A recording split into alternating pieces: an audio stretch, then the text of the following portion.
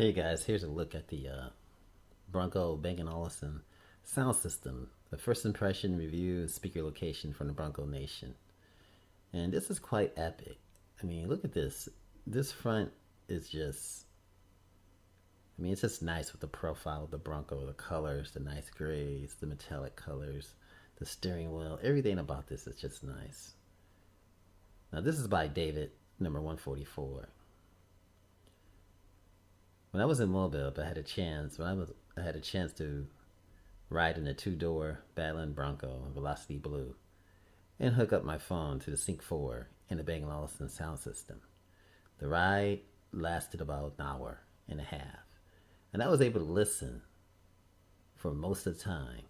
The Badlands was loaded with leather interior, 2.7-liter EcoBoost Sasquatch, and obviously a Lux package. And here's what you thought about the sound.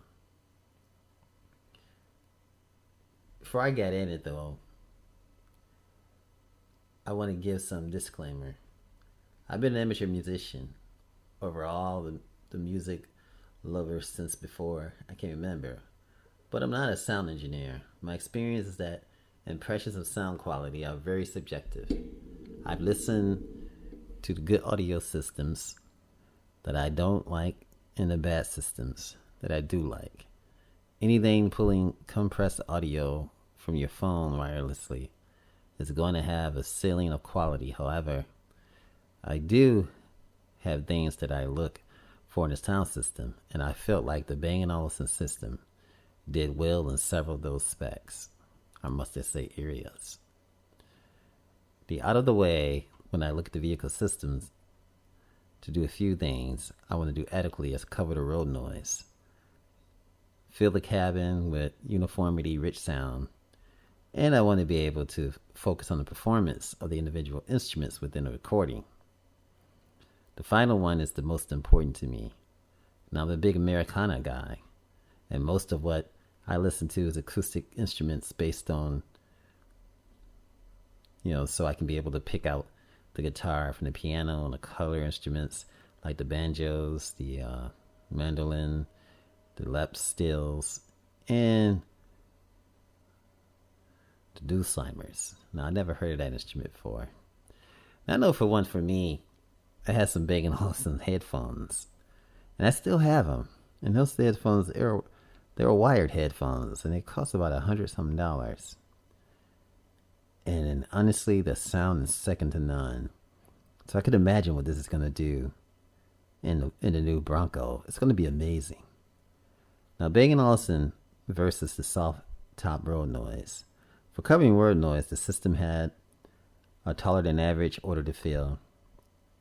The Badlands that I was testing was on 35, since it had the Sasquatch and was equipped with the B-Stop fastback style soft top.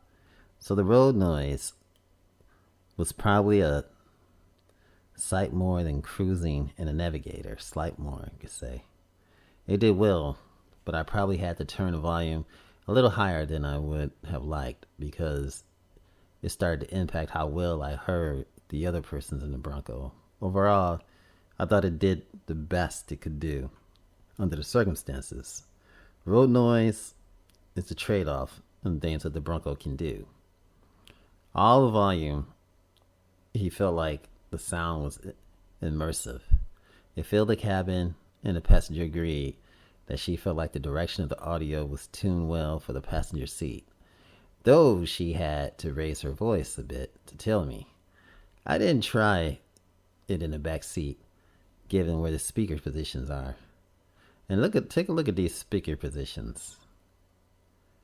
Well, this is the rear speaker over here, the kick panel speaker, the 1000 IP speaker here and here, and then another kick panel speaker. And the question is that we all want to know and get to the bottom line of this article. Is it worth it? The articulation of the different instruments tracks was probably where the system performed the best. And I know, for me personally, Bang & Olufsen, if somebody said, hey, this is a Bang & Olufsen system, I'm signing up. I know it's worth it. It's like some things you don't have to even think about, because I mean, if you experience the sound even in the basic headphones, it's like, you know, it's going to be spectacular. Now, 10 speakers in this Bronco gives you a lot of sources to separate the different tracks into. And it felt like you could zero in and focus on the instruments that you were interested in very well. You know, we're listening to bluegrass track, the bass bits, the guitar often get lost and are hard to distinguish from the upright bass track. I didn't feel like this was the Bang & Olufsen system, and I was listening to tracks and that I was very familiar with and had heard them on a number of different systems. So the view of the system in the two-door Bronco would be pretty positive, just like I thought. I thought his view would be very, very positive. It says, while it probably wouldn't spend a cash for the Lux just because the Bang & Olufsen system, I'm going to get it for other reasons. It made me feel better about the decision to get the highest package. There are other options that I haven't tried yet, though. And I figured this guy would feel this way, and he haven't heard the system in the JBL sound bar that's coming. As all the guys who find music to be a key part of the driving experience. I can't wait to try them all, but I know Bang & Olufsen will rise to the occasion. They're going to do an awesome job, and I mean, just take a look at these pics. This is amazing, folks. And Bang & Olufsen is awesome. This is Automotive Reviews. Thanks for coming to the Bronco Nation, and thanks for looking at the Bronco Bang & Olufsen sound system, first impressions, review, and speaker locations. Again, remember, like, share, and subscribe, and have an awesome day. Hey you guys, this is Automotive Reviews. Thanks for watching. Remember, like, share, and subscribe, and thanks for coming to the channel. And I appreciate your time. Have an awesome and fantastic day.